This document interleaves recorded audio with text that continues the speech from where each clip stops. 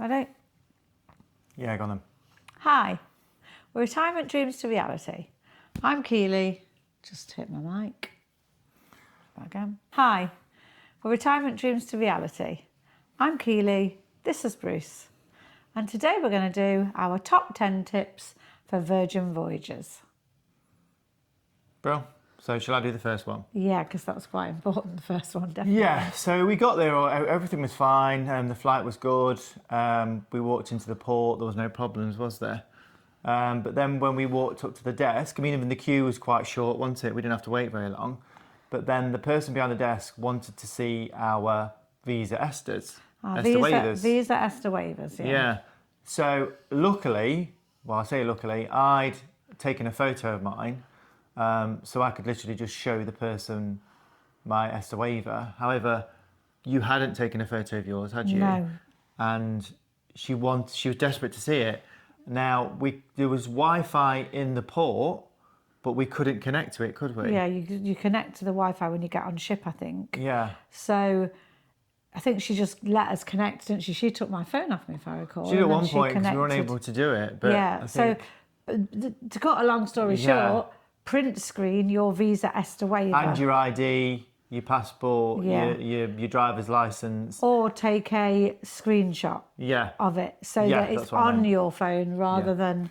But that's the first time that's ever happened to us. Yeah. So I don't know if that's just a Virgin thing, but every other cruise ship we've ever been on, we've never had to show, or the Royal Caribbean ones. Yeah, we've been from Miami and Fort Lauderdale and New York, and we've never had to show our Visa Ester waiver before. It might be a Virgin policy, so I don't know. But that was quite a big one. We thought everybody should know, just in case, because you don't want to go through the same. It could have been a real problem. Yeah, if we couldn't get on the Wi-Fi. Yeah. Yeah, but luckily we managed to sort it, but it's worth knowing. Yeah, because you don't need paper copies anymore, do you? So no, everything's on your phone, but if you haven't got Wi-Fi, that's kind of catch-22, isn't it? Yeah. So do you want to do number 2? Number 2, use the app to book your meals. So you'll know that you can use your app to book the evening meals because they send you an email quite a few weeks out saying you can book the meals now. But what we didn't realise is you can use the app to also book your brunches. So that's important because you might not get a chance to do all your evening meals at all the different restaurants. And we found that the one brunch that we did was absolutely lovely. So use your app. That was Razzle Dazzle, wasn't it? Yeah. Yeah. So don't just think that you can only use your app for the evening meals because that's what they notify you about. Really explore your app straight as soon as you can, and you can book other meals on your app as well, and it's definitely worth it. Oh yeah, 100%. Yeah, really good. Okay, so number 3, if you don't get any joy in the app trying to book kind of a lunchtime or anything, then just go down to the restaurant itself and speak to the maitre d'. That's exactly what we did, didn't we? Yeah. And they were really nice. There was no muss, no fuss. There was no issues. He basically said it might take anywhere between 45 minutes to an hour, didn't he? And there was no guarantees, but they kind of gave you, like before, kind of little disc thing, didn't they, you went off with? Yeah, you get them at like Nando's and all sorts of places. Or they would tell you through the app. Or was that where they tell you through the app, not the disc? I can't remember. I think it might be they tell you through the app, actually. They send you a message through the app to tell you when your table is available. I think it's more the app. So, yeah, it was really easy. And it was only like 20 minutes, wasn't it? Yeah, I suppose what we're saying is if the app says no, go in person because they might say yes. Yeah, and more than and we weren't the only people to do that as well. There was quite a few people just turning up, even for the evening meals. Yeah. There was a couple that turned up and said, "Can you get us in half an hour early?" And they really try to accommodate you, don't they? Yeah, they do. So don't just think because you haven't got it, it's worth going and asking and seeing if you can get on it. But yeah, that's definitely something that we took advantage of. Yeah. Yeah. Because obviously the food's important on the cruise. Yeah, massively. A lot of these are about food. Especially when good the kind of restaurants were. Yeah. Yeah. So number 4, I don't know if you've ever been on P&O before, but P&O, they're paid coffee shops. You have to, in order to get any pastries, you have to buy a coffee. Now, Virgin Coffee Shop had some fabulous pastries. Different to everywhere else as well. Really nice, really just good quality, big, just nice croissants and tarts. Chocolate brownies. Yeah, and they were really and you nice. don't have to purchase a drink to get the pastries from the coffee shop. So I was a bit standoffish at first because I thought, like I say, because of the experience on P&O where we went up and you had to buy a drink to get one of the cakes, even though the cakes were pretty much the same as the one in dining, it didn't make much sense to us, did it?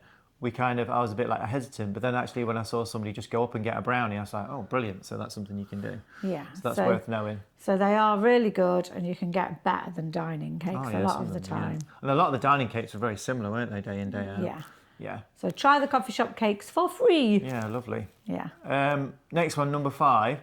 So the Wi-Fi, a real advantage of Virgin is the Wi-Fi. Yeah. We say every time we go on a ship, don't we? We go, oh, we're not going to get we're not bothered about the Wi-Fi. It doesn't make any difference. We're not interested. We're not bothered enough to pay the huge cost. Yeah. But actually, it was really nice to have that option, wasn't it? But it is free.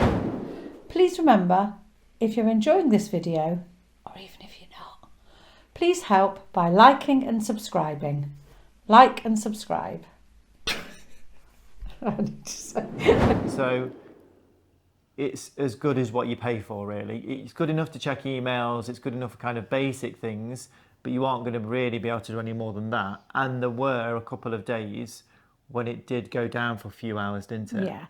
So I mean, that could have been the weather, and even if you'd have had paid, that might have happened. But basically, yeah. if you desperately need to keep in touch with home, if you need Zoom, if you want to download, I don't know, you won't download. Yeah, well, this is going to say. We're going to say you need to pay for the premium if you need any more than just a little bit of browsing. Yeah, really. Messages and emails and things. Yeah, definitely. If you want to download, if you want to Zoom, if you want to do remote work, anything like that, then you need to pay for the premium. Yeah, definitely. Yeah. Well, that's that one. Number 6. Dress code. We found that dress code on Virgin Voyages was virtually non-existent. Yeah, it was weird. It was so relaxed. But that doesn't mean that you've got to pack away your glitz and glamour party dresses.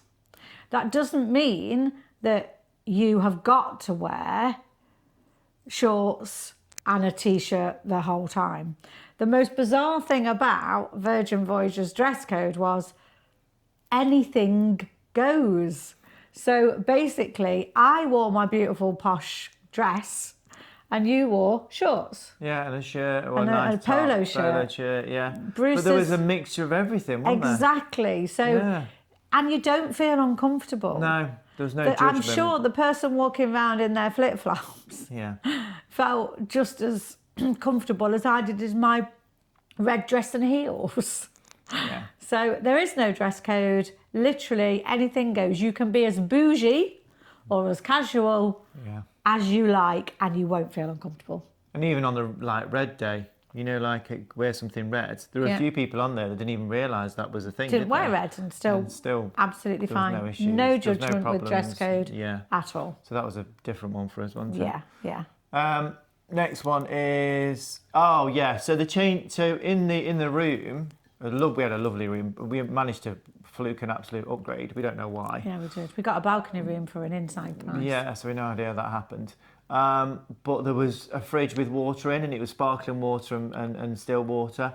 And you can request refills whenever you wanted, couldn't you? And that was a nice little extra. There's all these little extras we thought on Virgin. I know they're expensive, but these little extras made a difference for us, didn't they? Yeah. So at any point you can just kind of, even on the app, you can just go in the app and just request it, and then they will bring it to your room. So that was something that was really nice, wasn't it? Yeah. And don't be afraid to ask. Requesting your towels and your water and any extras that you need. They were quite good to accommodate, weren't they? So there's no problems again. Yeah, they were. That one. We're coming towards the end of our tips now, really. Tip number 8. The games room, the sports bar. On a miserable sea day, on a quiet, non-sunbathing day, or maybe you don't like sunbathing, the games room is brilliant. Yeah, it was really busy, wasn't it? Yeah, there's so many different games. We ended up coming home and buying a game that we'd played on ship. We did. And you can take the games away, you can play the games. I think one time we took a game away, got a takeaway pizza and sat in between the games room and the pizza place playing a game eating pizza. Brilliant. Nice. Again, a nice little extra. A really nice chilled. I think we had a storm, and that's when we did. Yeah. That was the storm day. So don't forget the games room, especially if you've got I mean, if you've got young people, but even if you haven't, it's just a nice thing to do while you're chilling on your holidays. And it's not games that you've got to take. They are there for you. There are plenty of them, and there's lots you can do to play the games. Yeah. So the last one's kind of a joint 9 and 10, isn't it? 9 and 10, yeah. So this one is that the galley is really good. Okay, so we went to the galley a lot. The problem is we got too comfortable in the galley, didn't we? Yeah. We went too often to the galley, and we realised at the end of the holiday we should have gone to the lunchtime restaurants more. I think so. That's that. The 2 tips is there's no judgment at the galley. No, yeah. You can take as much as you want. You ask for as much as you want. Yeah. You go back as much as you want. Yeah, they're almost forcing you to have extras, aren't they? Yeah. So. Because obviously, if you're used to a buffet where you serve yourself, you might feel a bit uncomfortable initially asking for, no, can I have another piece of this? Can I have this? Can I have that? But absolutely no judgment at all, which means you can get very comfortable in the galley quite quickly. But number 10 would be, don't forget there are so many little eateries Yeah. around. I think we've done a video on all the different places that you can eat. Yeah. But there's like little bars, little tapas places, little takeaway places. Yeah. I think the pizza I think because places the galley's so set up so well, because you've got so many different options that you, like I say, you get really comfortable there. You quite like it, and you think, oh, well, surely. But I didn't think that the criticism of the galley, I thought, was it was quite samey. It wasn't overly different.